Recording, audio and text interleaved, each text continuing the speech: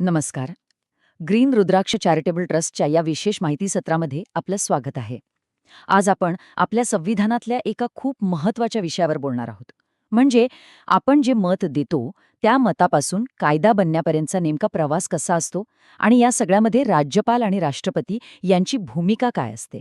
चला, हे सगळं आज आपण एकदम सोप्या भाषेत समजून घेऊया.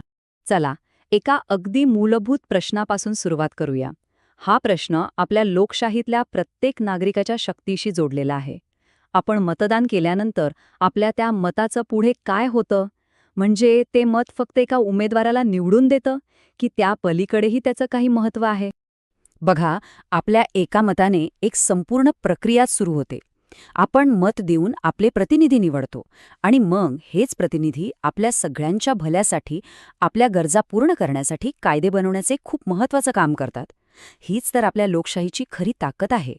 म्हणजे यातला सगळ्यात महत्त्वाचा मुद्दा काय आहे, तर आपली संपूर्ण लोकशाही व्यवस्था ही लोकांच्या इच्छेवर म्हणजे आपल्या मतांवर उभी आहे.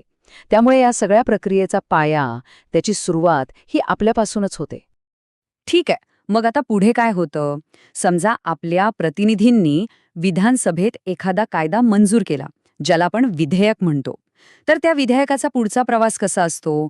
ते मंजूर झालं म्हणजे लगेच लागू होतं का? तर नाही. विधानसभेत विधेयक मंजूर झाल्यावर ते कायद्यात बदलण्यासाठी एका अत्यंत महत्त्वाच्या टप्प्यातून जातं. आणि तो टप्पा म्हणजे राज्यपालांची संमती. ही काही फक्त एक औपचारिक सही नसते, तर आपल्या संविधानाने तयार केलेली एक महत्त्वाची सेफ्टी चेक प्रक्रिया आहे, जेणेकरून कोणताही कायदा चुकीचा किंवा घाईगडबडीत बनू नये. आणि ही संपूर्ण प्रक्रिया आपल्या संविधानाचा कलम 200 मध्ये अगदी स्पष्टपणे लिहिलेली आहे. हे कलम म्हणजे राज्यपालांसाठी एका मार्गदर्शक पुस्तिकेसारखं आहे. विधानसभेने मंजूर केलेलं विधेयक आल्यावर काय करायचं याचे स्पष्ट पर्याय आणि अधिकार हे कलम त्यांना देत. तर मग या कलमानुसार राज्यपालांसमोर मुख्यत्वे 3 पर्याय असतात.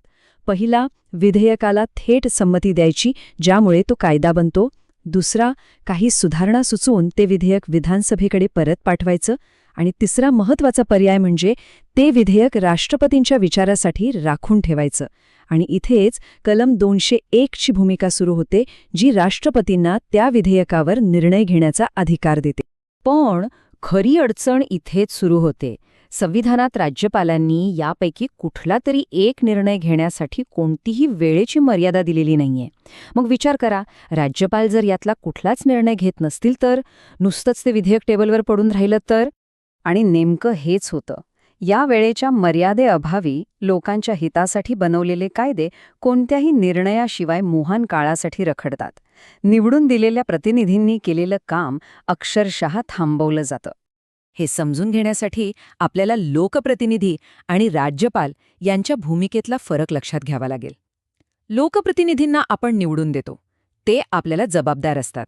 याउलट राज्यपाल हे एक नियुक्त घटनात्मक पद आहे आणि त्यांची मुख्य जबाबदारी ही संविधानाचं रक्षण करणं आहे, जेणेकरून कोणताही कायदा घटनात्मक चौकटीच्या बाहेर जाणार नाही.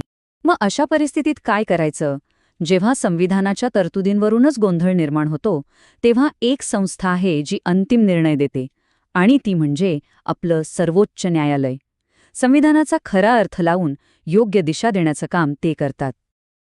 अलीकडेच पंजाबमधल्या एका महत्त्वाच्या खटल्यात सर्वोच्च न्यायालयाने यावर एक खूप महत्त्वाचा निर्णय दिला आहे. संविधानाचा अर्थ लावण्याचा आणि तो पाळला जातोय की नाही हे पाहण्याचा अंतिम अधिकार सर्वोच्च न्यायालयाला आहे, आणि याच अधिकाराला न्यायालयीन पुनरावलोकन असं म्हणतात. या प्रकरणात कोर्टाने अगदी स्पष्ट शब्दांत सांगितलं, पहिली गोष्ट म्हणजे राज्यपाल कुठलंही विधेयक मुहान काळासाठी थांबवून ठेवू शकत नाहीत. दुसरं म्हणजे विधेयक परत न पाठवता नुसतंच स्वतःकडे ठेवणं हा काही पर्याय नाही. अशी निष्क्रियता ही आपल्या संविधानाच्या मूळ भावनेच्याच विरोधात आहे. आणि या सगळ्यात कोर्टाने एक वाक्य वापरलं जे खूप महत्त्वाचं आहे. ते म्हणाले, आपली घटनात्मक योजना निष्क्रियतेचा तिरस्कार करते. ती तेव्हाच कार्य करते जेव्हा ती कार्यान्वित केली जाते. म्हणजेच काय? तर आपलं संविधान हे कामासाठी बनलंय, कागदावर पडून राहण्यासाठी नाही. घटनात्मक पदांवर असलेल्या व्यक्तींनी आपली जबाबदारी पार पाडायलाच हवी. पण या सगळ्याचा आपल्यासारख्या सामान्य नागरिकांवर काय परिणाम होतो? हे सगळं आपल्यासाठी इतकं महत्त्वाचं का आहे? जेव्हा विधेयकं अशी थांबवली जातात तेव्हा नेमकं काय होतं? जरा विचार करा. समजा आपल्या भागाच्या विकासासाठी, आपल्या कल्याणासाठी किंवा आपल्या हक्कांसाठी एखादा कायदा बनतोय आणि तो मध्येच असा अडकून पडला तर काय होईल? याचे परिणाम खूप गंभीर असतात. आपल्या मुलांसाठीच्या शाळा, दवाखाने, चांगले रस्ते ही सगळी विकासाची कामं थांबतात. नागरिकांसाठीच्या कल्याणकारी योजना रखडतात. लोकांना दिलेली आश्वासनं आणि हक्क नाकारले जातात. आणि सगळ्यात महत्त्वाचं म्हणजे हा आपल्या मताचा, आपल्या लोकशाही प्रक्रियेचा अपमान आहे. आणि याचा परिणाम फक्त राज्यापुरता मर्यादित राहत नाही, तो आपल्या संपूर्ण देशाच्या रचनेवर होतो, ज्याला आपण संघराज्य व्यवस्था किंवा फेडरलिझम म्हणतो. ही व्यवस्था म्हणजे केंद्र आणि राज्य सरकारांमधील अधिकारांचं संतुलन आणि सहकार्याचं नातं.